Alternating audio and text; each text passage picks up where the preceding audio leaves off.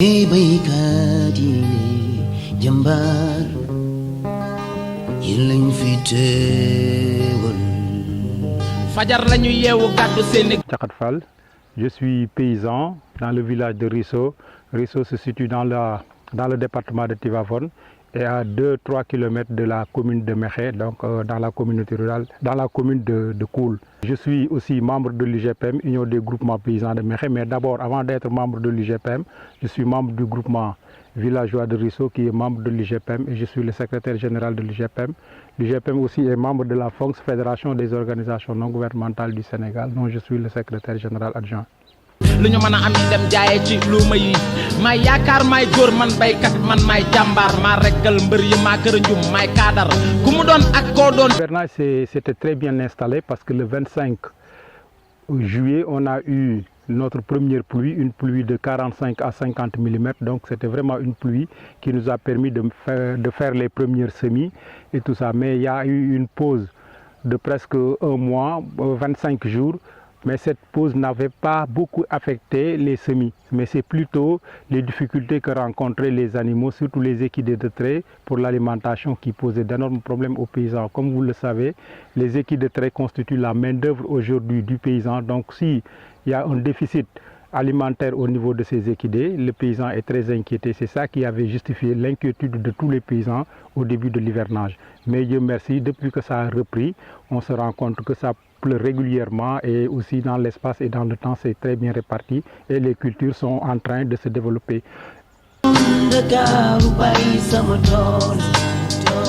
pense que jusqu'à présent, je pense que c'est à peu près acceptable. Nous sommes dans une situation acceptable parce qu'on est à peu près à 200-220 mm de pluie. Si 220 mm de pluie c'est bien réparti dans le temps, je pense que ça donne bien et ça permet aux cultures de se développer. Et aujourd'hui, on se rend compte que les cultures sont en train de se développer et aussi le tapis herbacé existe bien.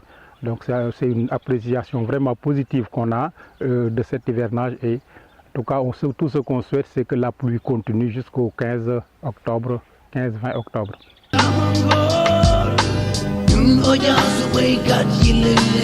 Oui, je pense qu'aujourd'hui, il y a le changement climatique. Nous, on est en train de vivre vraiment, on connaît aujourd'hui le changement climatique et dans les causes du changement climatique, il y a effectivement les effets naturels, mais il y a aussi la main de l'homme.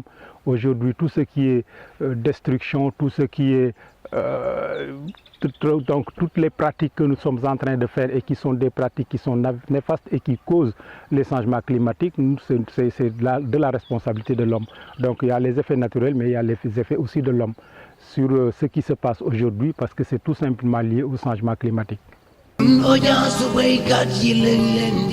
je pense que oui, mais tout dépend aussi de la longueur de l'hivernage. Aujourd'hui, on se rend compte que les semis qui ont été faits au mois d'août, peut-être ce sont des semis avec des variétés actives. Donc si l'hivernage va jusqu'au 15 octobre, jusqu'au 20 octobre, je pense qu'on va arriver les semis vont arriver à terme. Donc on peut avoir en tout cas espoir et compte tenu de la situation atmosphérique, on peut penser que l'hivernage pourra aller jusqu'au mois d'octobre, fin octobre. Donc aujourd'hui, je pense que la solution qu'on a, c'est de travailler au niveau de la maîtrise de l'eau pour permettre aux paysans, en dehors de la pluviométrie, de pouvoir aussi valoriser ces terres à partir de l'eau, soit de l'eau de forage ou en tout cas une autre sorte d'eau qui les permette vraiment d'être en sécurité.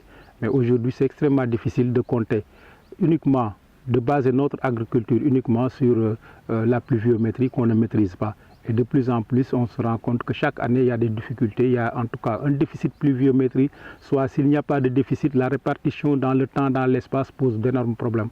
Donc aujourd'hui, je pense que la solution, c'est essayer de voir quelle stratégie développer pour maîtriser l'eau afin de permettre aux paysans de diversifier leur activité agricole.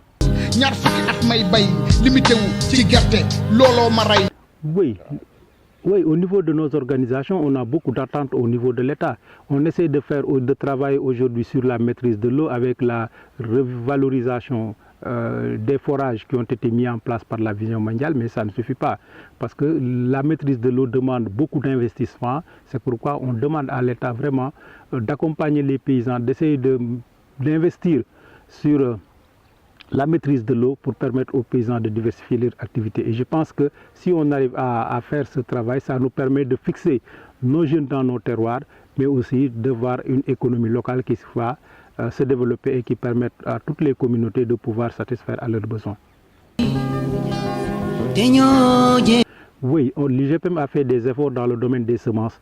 On a accompagné plusieurs familles pour mettre à leur disposition des crédits de semences, mais aussi d'autres types d'activités. Parce que nous, au niveau de l'UGPM, on pense que la diversification des activités, c'est extrêmement important. Donc, on ne se limite pas, notre appui ne se limite pas simplement aux activités agricoles, mais c'est l'élevage, c'est l'artisanat, toutes les activités qui permettent à la famille de diversifier leurs sources de revenus. L'UGPM accompagne ces familles dans ce sens. Donc, on accompagne dans l'agriculture à travers l'octroi des semences, à travers la formation de nos producteurs sur les nouvelles techniques de production, mais aussi on les appuie pour surtout au niveau de l'élevage, parce qu'on se rend compte aussi que c'est important de mettre un système, en tout cas élevage agriculture, pour pouvoir fertiliser nos terres, parce que nos terres sont extrêmement lessivées, donc il faut qu'on arrive à les fertiliser, et ça passe principalement sur l'élevage. Donc on essaie d'intégrer l'agriculture à l'élevage au niveau de nos exploitations, des exploitations familiales membres de l'UGPM que nous accompagnons.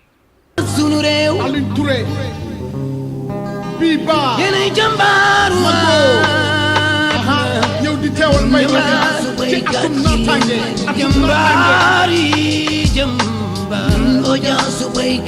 Bekkoor tàggu nañu ci ndimbal yërmande bu juróom-ñaareelu asamaan ay Bekkoor tàggu nañu